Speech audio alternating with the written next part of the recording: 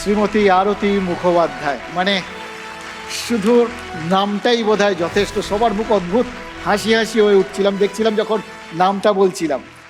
আজকে ওনাকেও আমরা জীবনকৃতি সম্মানে সম্মানিত করব, আর ওনাকে সম্মানিত করতে আমরা মঞ্চে ডেকে নিতে চাই সৃজিত মুখোপাধ্যায়কে এবং তার সঙ্গে শ্রী ব্রাত্য বসুকে।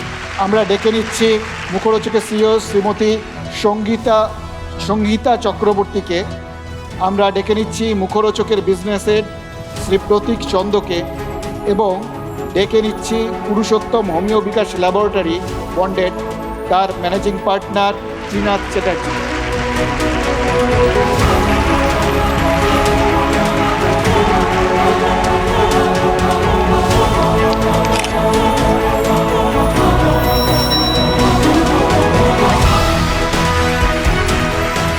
বাস্তবতা করি না একটু আমাদের সবার ছোটবেলাটায় ওই যখন মানে ওই সংজ্ঞাটা তো ফিক্স করে দিয়েছিলেন, বয়সের সংজ্ঞা 21 বছর আর 18 বছর, সেই অনুভূতিটা তোমার মনে আছে? না আমার সব তোমার এখন মনে হয় তুমি এখনো 21।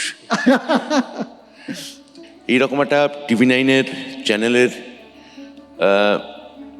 অনুষ্ঠানের মঞ্চ থেকে দাঁড়িয়ে একজন সত্যিকারের লেজেন্ডের হাতে পুরস্কার তুলে দেওয়ার যে আনন্দ, সেটা আমরা সবাই মিলে ভাগ করে দিতে পারলাম।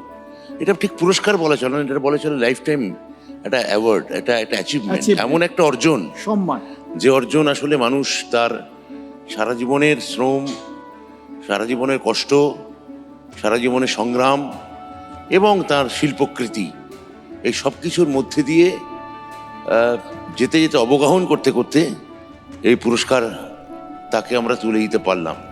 এ আমাদের পক্ষে এক মানে অসীম গৌরবের কথা। আমি সৃজিতকে বলবো যদি কিছু বলে।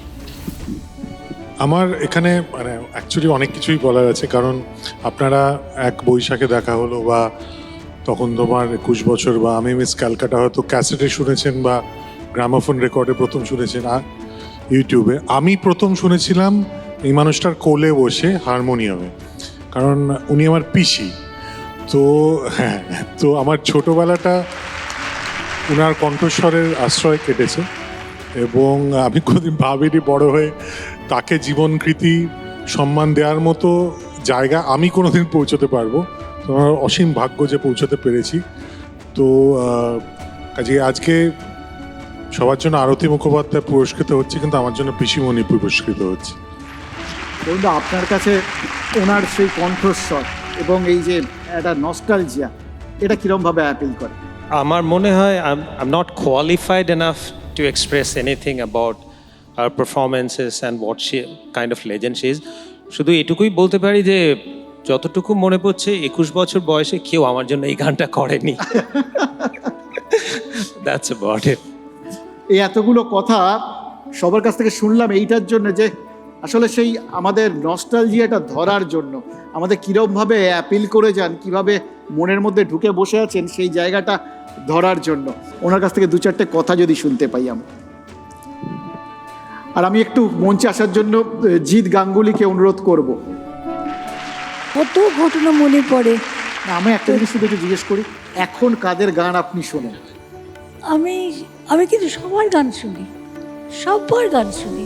তবে আমার দেখুন, এত ছোটবেলা লতা মঙ্গেশকরের গান শুনেছি, এখনো সব মনে আছে।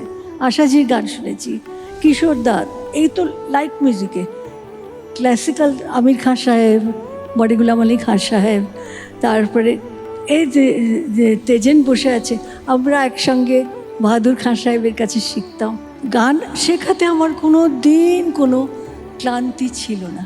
হ্যাঁ, গান গাইতে যাব সেটা আলাদা ব্যাপার, কিন্তু শিক্ষার ব্যাপারে যদি কোথাও কেউ খবর দেয়, উনি দারুণ বন্দিশ এনেছেন, দারুণ দারুণ কিছু ব্যাপার, ছুটে চলে যেতাম। তো মনে পড়ে সেই কথাগুলো। একটু আপনার কাছে যদি 2 লাইন শুনতে পাই প্লিজ। এই জোছনায় অঙ্গ ভিজিয়ে এসো না গল্প করি, এই জোছনায় অঙ্গ ভিজিয়ে এসো না গল্প করি, দেখো ওই ঝিলিমিলি চাঁদ সারা রাত আকাশে স্বল্মজরে, এই মন জোছনায় অঙ্গ ভিজিয়ে এসো না গল্প করি। Thank you. আপনাকে অনেক ধন্যবাদ। আজকে আপনি আরেকটা, এ তো উনি বলে দিয়েছেন, তাহলে তো আরেকটা। এটা দ্বিতীয় গান ছিল, এতক্ষণ যে কথা বললেন ওটাও গান মনে হলো, এটা দ্বিতীয় গান, এখন তৃতীয় গান। ना दो नैना और एक कहानी, थोड़ा सा बादल थोड़ा सा पानी और एक कहानी, दो नैना और एक कहानी।